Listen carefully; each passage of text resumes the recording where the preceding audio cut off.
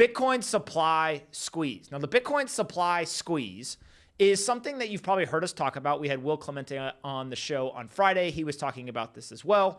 And a lot of folks in the comments are asking, what the hell is a supply squeeze? How does it work? So I'm going to do my best to explain to you what the supply squeeze is, and then we're going to look at some updated information on it. But the idea behind the supply squeeze is there are mainly 3 different numbers that you need to be aware of.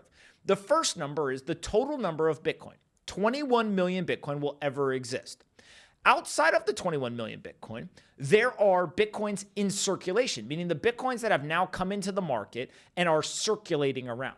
That is about 89, almost 90% of the 21 million. So about 18.7, 18.8 million Bitcoin, just below 18.8 million Bitcoin are actually in circulation. 21 million total ever, 18.8 million are in circulation.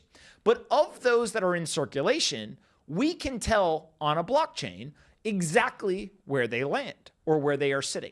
And what we find is that we can monitor how many of those Bitcoin of the 18.8 million in circulation are on exchanges versus sitting in some sort of illiquid entity. Now, the reason why being on an exchange is important is because the main way that people buy and sell Bitcoin is on an exchange. So if I don't have my Bitcoin on the exchange, I am unlikely to be selling the Bitcoin. It also means that anyone who's looking to buy Bitcoin cannot buy my Bitcoin because I don't have my Bitcoin on the exchange. So the more Bitcoin that are off the exchanges, it means the less Bitcoin that are on the exchange. You don't have to be a scientist or a genius to know that. Now, when we start to look at the data, what we can see is that the illiquid supply, the amount of Bitcoin that is sitting in these entities where they are not sitting on the exchanges, has hit an all-time high recently over the weekend. And so Will posted this photo on Twitter. And when you look at it, you can see on the left side how many Bitcoin are actually sitting in the illiquid supply. And you can see the price on the right.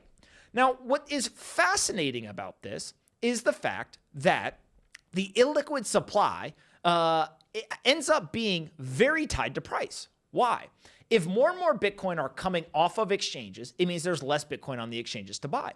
As more people come into the market, they look to actually purchase the Bitcoin that is available. But if they don't have enough Bitcoin to buy, they have to start paying more and more. And so we can see on this chart here, going back to August 2020, Bitcoin was sitting down around, let's say, $10,000, give or take. And you can see that with that gold price schedule, that illiquid supply, you can see that the price and the illiquid supply both moved upwards. Now, what that means in practice, if you're not looking at the graph, is basically the idea that I have Bitcoin, and so did millions of people around the world. When the institutions showed up in Q3 and Q4 of 2020, they said, we would like to buy Bitcoin for $10,000. And some people sold them the Bitcoin, but not enough to satisfy the demand of the institutions. So the institutions said, you know what? I'll pay $12,000 for your Bitcoin. Now I'll pay $15,000. Then 20. And at each time they started to bid more and more for Bitcoin, Bitcoiners said, I'm not selling. About 56%, give or take, of Bitcoin has not moved in the last 12 months. Even though the price had appreciated hundreds of percent, it had drawn down 50%, lots of volatility, but over 50% of Bitcoin did not move in the last year. And so what that means is no matter how much they bid from a price standpoint, Bitcoiners were not willing to sell their Bitcoin to these new buyers. And so the institutions went from 10,000 to 15 to 20 to 25, 30, 35,000, 40,000, 45, 50, 55,000, 60,000. At one point, people were willing to pay $64,000 per Bitcoin. Well, a lot of that was driven by the fact that when Bitcoin was being bought on the exchanges, people were then pulling it off. So there was less and less Bitcoin on those exchanges. And so you saw the price continue to appreciate. We then obviously had a market correction. When you go up hundreds of percent, obviously you're not going to just go up forever. And so when that market correction occurred, there was tons of liquidations, the price drew down, and we kind of settled around $30,000 to $40,000. And so we've kind of been consolidating sideways for a while.